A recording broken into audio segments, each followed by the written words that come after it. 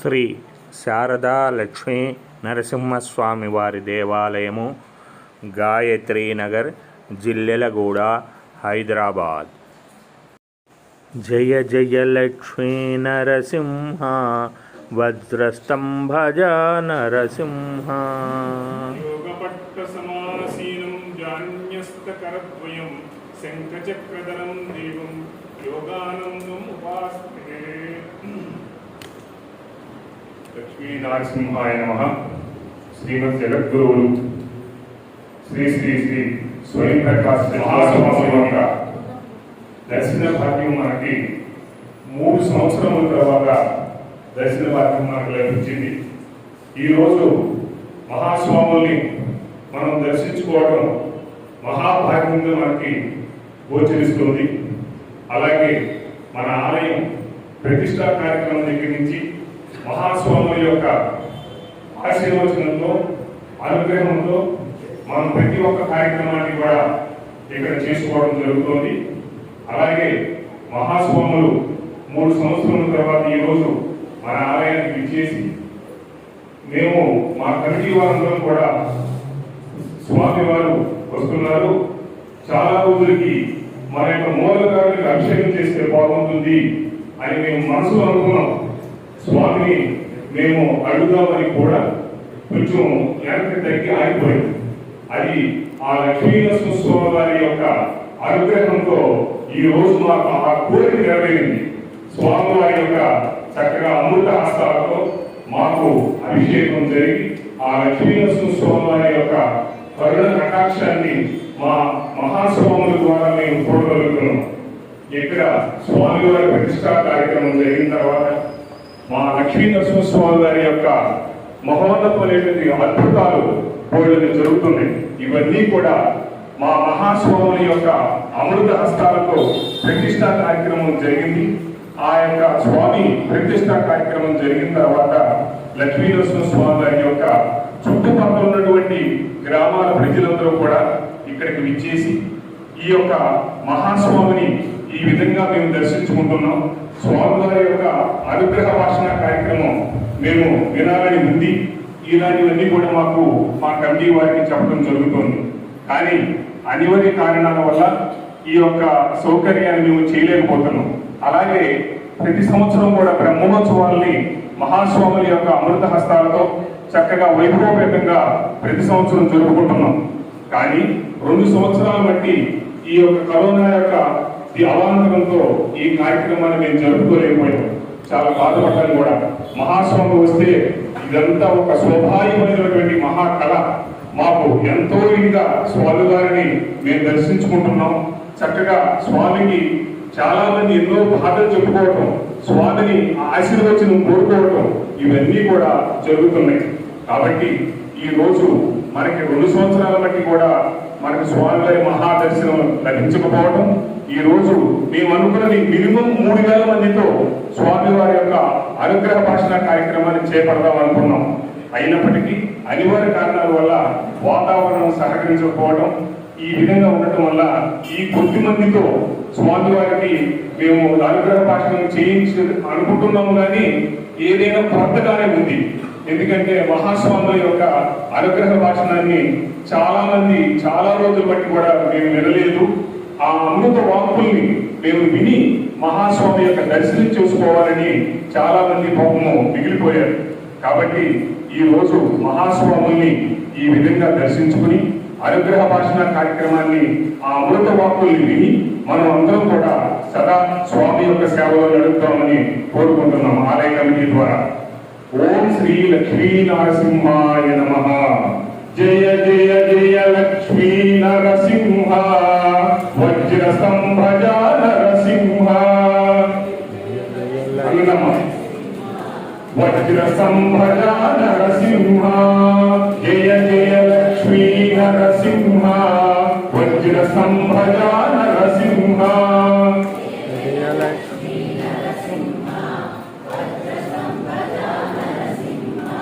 జయ జయ లక్ష్మీ నరసింహ, వజ్రస్తంభజ నరసింహ.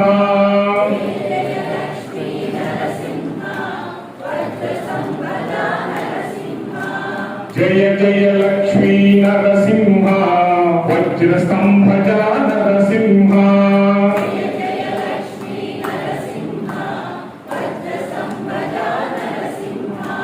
జయ జయ లక్ష్మీ నరసింహ వజ్రస్తంభజ నరసింహ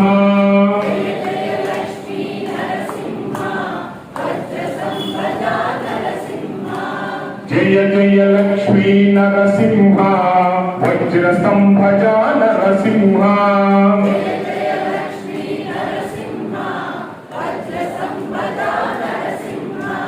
జయ జయ లక్ష్మీ నరసింహ వజ్రస్తంభజ నరసింహ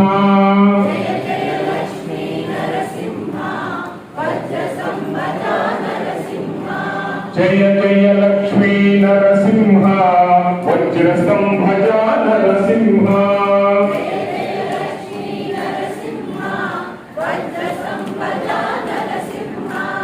జయ జయ లక్ష్మీ నరసింహ వజ్రస్తంభజ నరసింహ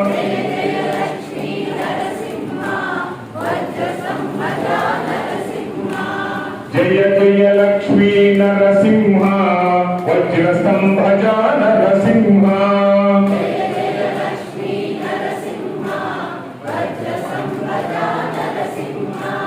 జయ జయ లక్ష్మీ నరసింహ వజ్రస్తంభజ నరసింహ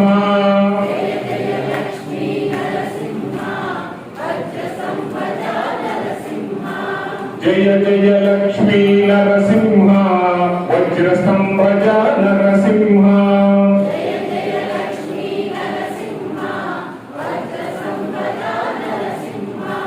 ఇప్పుడు మహాస్వాముల యొక్క అనుగ్రహ భాషణ కార్యక్రమాన్ని అందరం కూడా విని తరిద్దాం. అనుగ్రహ భాషణ స్వాముల మహాస్వాముల్ని చేయమని ప్రార్థనాపూర్వకంగా వేడుకుంటున్నాం. అన్నిటికంటే ముందుగా మనందరం కూడా గురువు ప్రార్థన చేస్తుందా అందరూ లేచి నిలబడతారు.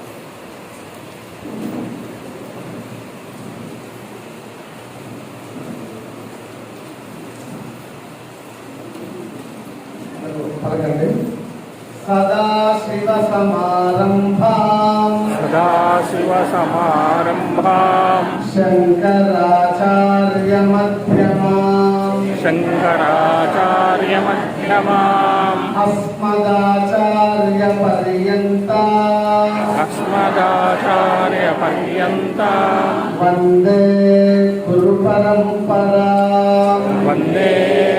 పరంపరా శృతి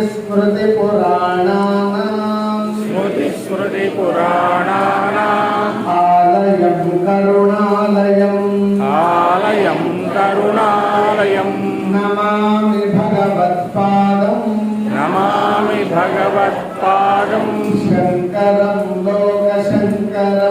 శంకరం లోకశంకరం ధ్యానమూర్తిం తపోనిష్టం శారదార్చన తత్పరం సచ్చిదానంద యోగీంద్రం ప్రత్యహం ప్రణమామ్యహం గురుర్బ్రహ్మా గురుర్విష్ణుః గురుర్దేవో మహేశ్వరః గురుః సాక్షాత్ పరబ్రహ్మ తస్మై శ్రీ గురవే నమః శ్రీ గురుచరణారవిందాభ్యాం నమః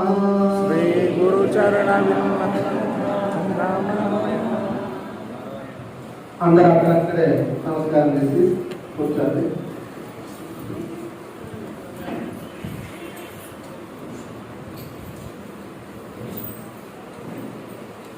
ఆత్మీయులారా,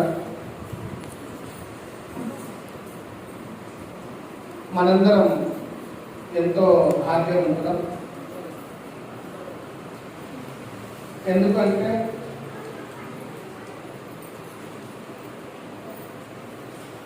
లక్షాంతర సంఖ్యలో జీవులు ఉన్నా కానీ మానవ జన్మ దొరికేది పెద్ద విషయం. లక్షాంతర మంది, కోట్యంతర మంది మానవ జన్మ ఎత్తినా కానీ భక్తి, ప్రపత్తి ఇవన్నీ పుట్టేది చాలా కష్టం. ఎందుకంటే సహజంగా అందరికీ ఆశ ఏముంటుందంటే బాగా తినాలి, చక్కగా బతకాలి, ఎప్పుడూ సంతోషంగా నవ్వుతూ ఉండాలి, అనుకున్నవన్నీ కావాలి, మంచి ఇల్లు ఉండాలి, వంశం పెరగాలి, ఇట్లాంటి ఆశలు ఉంటాయి. కానీ మనకు సంసార బంధం అనేటటువంటిది ఒకటి ఉంది. మనం ఒక జనన మరణ చక్రంలో చిక్కుకున్నాము. దీని నుంచి మనము బయటికి రావాలి. ఈ బయటికి రావాలి అని అంటే అది మనుష్య జన్మలో మాత్రమే సాధ్యం. ఎందుకనంటే మిగతా జీవులు వాటికి జ్ఞానం అనేది లేదు. అవి పుస్తకాలు చదవలేవు, గురువులు అనేది వాటికి లేదు. ఎటువంటి జ్ఞాన సముపార్జన ఏమైనా పుస్తకాలు చదువుతాయా, లేకుంటే ఆత్మజ్ఞానం గురించి ఏమైనా చదువుతాయా, భగవంతుడి గురించి ఏమైనా తెలుసుకోగలుగుతాయా? పశుపక్షులకి ఆ ఛాన్స్ లేదు. అందుకనే మనుష్య జన్మ పెద్దది అని చెప్పి పెద్దవాళ్ళందరూ చెప్పారు. కానీ అటువంటి ఆలోచన కలగడం అనేటటువంటిది చాలా దుర్లభం అని చెప్పి శంకర్ల వారు చెప్తున్నారు. మనుష్య జన్మ దొరికేదే దుర్లభం. దాంతో కూడా మనము ఆధ్యాత్మికమైనటువంటి జ్ఞానాన్ని సంపాదించి జనన మరణ చక్రం నుంచి బయటపడాలి.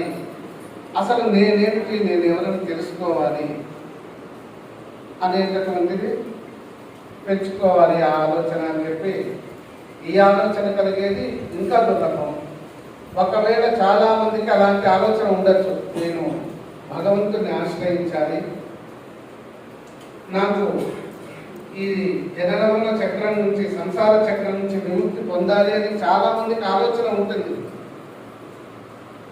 కానీ దానికోసం వారు చాలా పుస్తకాలు, వివేక చూడమని, తర్వాత భగవద్గీత, తర్వాత బ్రహ్మసూత్రాలు ఇవన్నీ చదువుతూ ఉంటారు.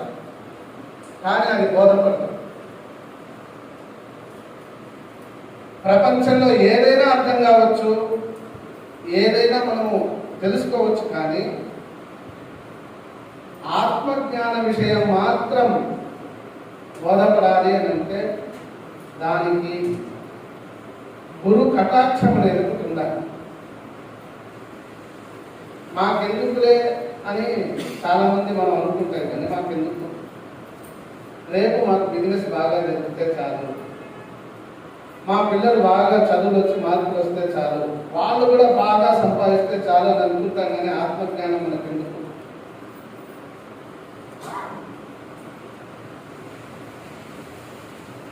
కానీ కొంతమందికి ఆలోచన ఉంటుంది, ఎట్లయినా నేను చదువుకోవాలి, ఆధ్యాత్మిక జ్ఞానం పొందాలి. కానీ అది అంత సులభమైన విషయం కాదు. దానికి జన్మ జన్మాంతర సంస్కారం ఉండి అనేక పుణ్యఫలాలు ఉంటే అప్పుడు గురుదర్శనం దొరికి, గురుదర్శనం దొరకడం లక్షాంతర మందికి దొరుకుతుంది. ఇంకా ఈ కలికాలంలో మనం చాలా అదృష్టవంతం. వెనకటి కాలంలో ఇటువంటి మహానుభావుని మనం చూడాలంటే ఏ కొండల్లోనో గుహల్లోనో వెతుక్కోవాలి. ఆయన అక్కడెక్కడో ఉంటారు. మీ పని మీకు చాలా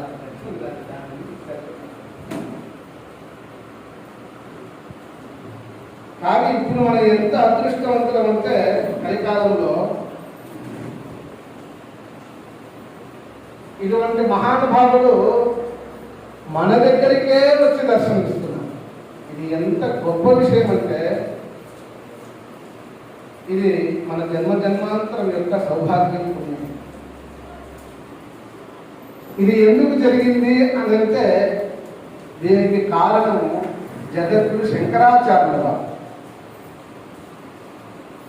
శంకరాచార్యుల వారు ఈ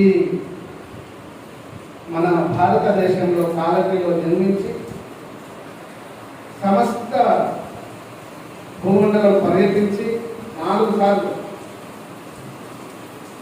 మనకు ఆధ్యాత్మిక జ్ఞానం అనేటటువంటిది ఒకటి ఉంది, అది మనకు బోధపడాలి. అది బోధపడకపోతే ఎన్ని కోట్ల జన్మలు ఎత్తినా మళ్ళీ పునరపి జననం పునరపి మరణం పునరపి జనని జఠరే శయనం ఏహ సంసారే బహుదుస్తారే కృపయా పారే బాహిమురారే. మనకి దీంట్లోనే చిక్కుకుని ఉంటాం. కలియుగంలో మనకు ఇటువంటి వాతావరణం తక్కువ, ఎంత చెప్పినా తలకెక్కనటువంటి ఒక గడ్డు కాలం కలికాలం. ఇటువంటి కలికాలంలో ఈ బోధ చేసేటటువంటి గురువులు కూడా లేకపోతే జనాల పరిస్థితి ఏమవుతుంది అని చెప్పి ఆలోచించి అనేక చోట్ల వారు ఎక్కడెక్కడికైతే వెళ్ళారో అక్కడ దేవాలయాలను పునర్నిర్మించి ఇటువంటి మహాపీఠాలను స్థాపించారు.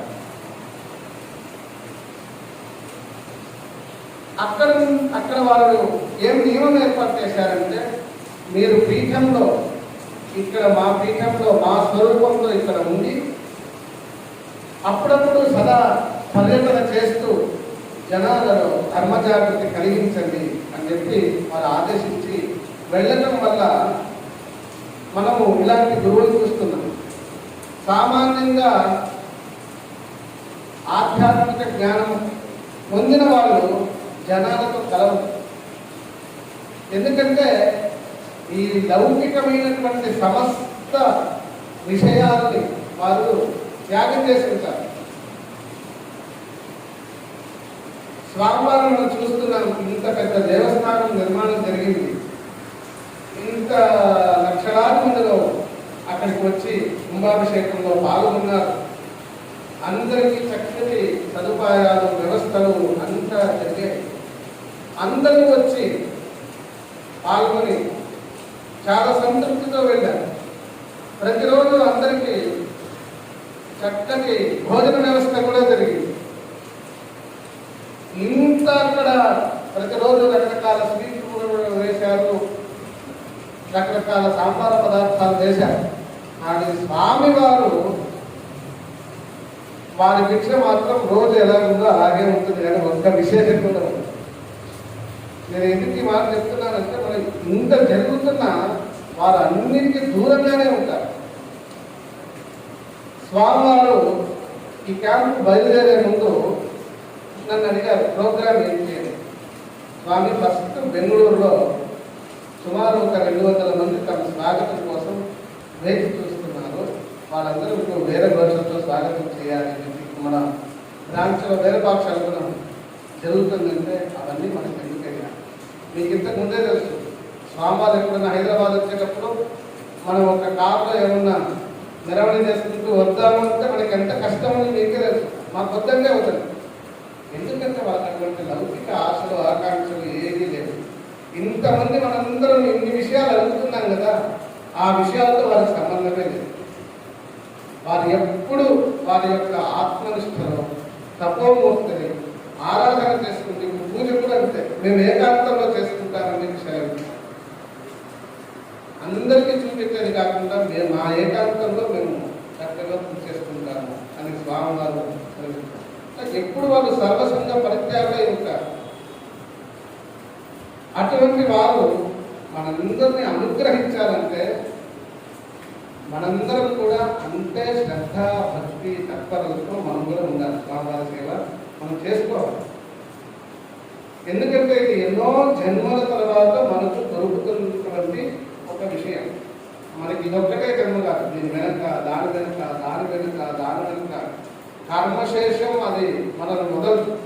కర్మశేషంతో పుడతాం, మళ్ళీ కర్మ చేసుకుంటాను, మళ్ళీ పుడతాను, మళ్ళీ ఏదో కొత్త కర్మ చేస్తాను. ఎందుకంటే మనకు గుర్తుండదు కదా వెనక.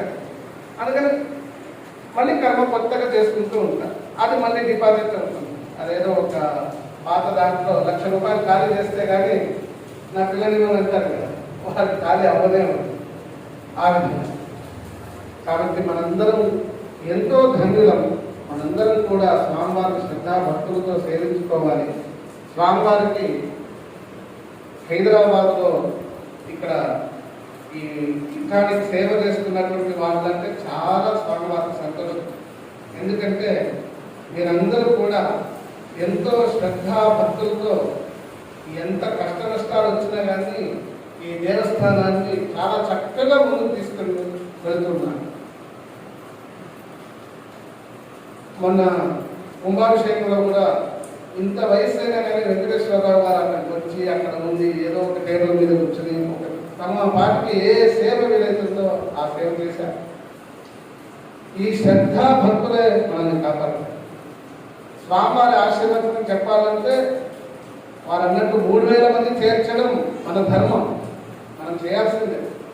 స్వామివారు ఒక్కరున్నా చెప్తారు, కానీ వారి యొక్క సమయం కానీ వారి యొక్క తపశ్శక్తి కానీ వారి యొక్క అనుష్ఠానం కానీ అది అంత సులభంగా మనకు దొరికేట్టుగా మనం అనుకోకూడదు.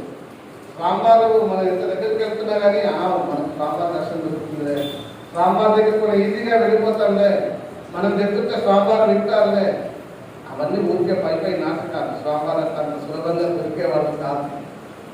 వారి తపశ్శక్తి, వారి వైరాగ్యం, ఇవన్నీ ఎక్కడో ఒక మనకు దూరమైనటువంటి విషయం.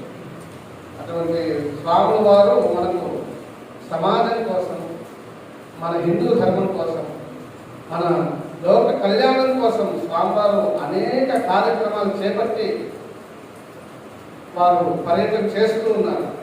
ఈసారి ట్రిప్ మాత్రం ఇది అనివార్యంగా వచ్చినటువంటి ఒక యాత్ర.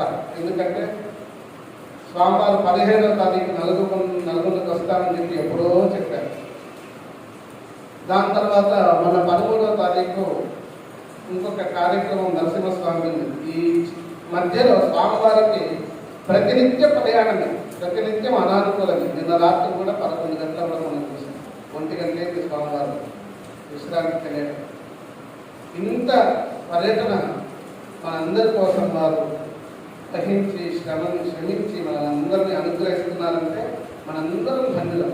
మనందరం కూడా స్వామివారు వస్తున్నప్పుడు అదేవిధంగా సేవ చేసుకోవాలి. ఈ దేవస్థానాన్ని కూడా అదేవిధంగా మనం వారిని మనసులో పెట్టుకుని దీన్ని కాపాడుకోవాలి. ఇక్కడ ఉన్నప్పుడు కూడా, ఇక్కడ సేవ చేయడానికి వచ్చినప్పుడు కూడా మన మనసులో నేను పెద్దవాడిని, నేను ఇది నాకు ఇట్లా జరగలేదు, నేను పిలిచిన వాళ్ళు రాలేదు, నన్ను పిలిచిన వాళ్ళు ఇది చేశారు, ఇవన్నీ మనం ఈ చిన్న చిన్న అహంకారాలు చూపించుకుంటూ ఉంటే మనకు సేవాక్కర్లేదు, దేవుడు అవి చూపించడానికి ఇది ప్లేస్ కాదు. కాబట్టి మనందరము ఇక్కడికి రాగానే అన్నీ మర్చిపోయి, మన అహంకారాలను మర్చిపోయి, శ్రద్ధా భక్తులు మాత్రమే మనసులో ఉంచుకొని, స్వామివారిని మాత్రమే మనసులో ఉంచుకొని, లక్ష్మీ నరసింహస్వామిని, శారదాదేవిని హృదయంలో స్థాపించుకుని మనందరం అంతే విధేయతతో మనం స్వామివారిని సేవించుకోవాలి. ఈ పని మన హైదరాబాద్ కమిటీ వాళ్ళు చాలా చక్కగా చేస్తున్నారు కాబట్టి స్వామివారికి చాలా సంతోషం ఉంటుంది. నేను గత 6-7 సంవత్సరాల నుంచి కూడా అత్యంత వైభవంగా ఇక్కడ సేవలు జరుగుతున్నాయి, బాగా జరుగుతున్నాయి కూడా. స్వామివారు చాలా సంతృప్తిగా ఉన్నారు. దాన్ని తెలియజేయాలని చెప్పి నాకు ఇప్పుడే వాళ్ళు సెలవిచ్చారు కాబట్టి ఆ విషయం మీకు తెలియజేస్తున్నాను. ఇంకా మీద ఇది సరిపోదని మీకు కనిపిస్తే ఇంకా దాన్ని శ్రద్ధా భక్తులతో ఇంకా ఎక్కువ చేస్తున్నానని చెప్పి తెలుపుతూ అందరూ కూడా ఒకసారి హరిహరపురానికి రండి. హరిహరపురము ఎవరైతే ఇంతకు ముందు చూశారో ఇప్పుడు ఆ స్థానంలో సరికొత్త హరిహరపురం ఏర్పడుతుంది. అక్కడ స్వామి సాన్నిధ్యం కానీ, ఇప్పుడు అమ్మవారు కానీ, ఆ దేవాలయం కానీ అన్నీ అద్భుతం. అవన్నీ స్వామి యొక్క తపశ్శక్తిని ఇలా ప్రకటిస్తున్నాయి. ఒక తరమంతో చేయాల్సినటువంటి పనిని స్వామివారు కేవలం 11 సంవత్సరాలు అక్కడ పూర్తి చేశారు అంటే అది వారి తపోబలం. అవి అన్ని ఎక్కడి నుంచి సమకూరాయో, ఎలా వచ్చాయో జనాలు కూడా అంటే పుట్ట పగిలినట్టు వచ్చారు. వాళ్ళందరూ ఎక్కడి నుంచి వచ్చారో, ఎలా దర్శనం చేసుకున్నారో, కార్యక్రమానికి మేము ఎలా ఏర్పాటు చేయగలిగామో అవన్నీ నభూతో నా భవిష్యత్ అనేటటువంటి నీతి వాక్యం జరిగాయి. మీరందరూ అక్కడికి వచ్చి స్వామివారిని దర్శించి, స్వామివారు 25వ తారీఖు వారి వర్ధంతి కార్యక్రమం ఉంది. ఇక్కడ కూడా దాన్ని ఏర్పాటు చేసి గురుపాద పూజ చేసుకునే కార్యక్రమాలను చేయండి. తర్వాత చాతుర్మాస్యంలో కమిటీ వాళ్ళందరూ కలిసి ఒక్కసారి అక్కడికి వచ్చి మీరు ఒకరోజు దాన్ని కేటాయించుకుని వచ్చి స్వామివారి దర్శనం చేసుకోండి. ఇక్కడ ఈ దేవస్థానంలో ఎంత సత్సంగం అభివృద్ధి చెందితే అంత ఇక్కడ శక్తి ఏర్పడుతుంది. స్వామివారి ఆశయాలు అదంతా ఇక్కడ బాగా జరగాలి. వాళ్ళు ప్రతిరోజు వచ్చి అయ్యా మీరు అది చేశారా, ఇది చేశారా, అక్కడ జరిగిందా, అవన్నీ అడగాలి. అందుకే దీపం వెలిగించడం ఒక కార్యక్రమం. దీపం వెలిగిస్తే అయిపోయింది మహాత్మాలు చేసే పని. మిగతా ఆ వెలుగును మనం వ్యాపంప చేయడం మన చేతిలో. దీపం ఒక్కసారి వెలిగించిన తర్వాత మళ్ళీ నాకు అది ఇది అని అడుగుతుందా, వెలిగిస్తూనే ఉంటుంది. అదేవిధంగా ఈ దేవస్థానం యొక్క వెలుగు అంత హైదరాబాద్ అంతా వ్యాపించాలి. ఆంధ్రప్రదేశ్ అంతా వ్యాపించడానికి ఏమేమి చేయాలో అవన్నీ మీరు ఇక్కడ చేయాలని కోరుకుంటూ సత్సంగాలు చేయాలి. మరంతా దీని నుంచి మంచి పని ఆశీర్వచనాన్ని మనందరికీ అనుగ్రహించవలసిందిగా నేను కోరుకుంటూ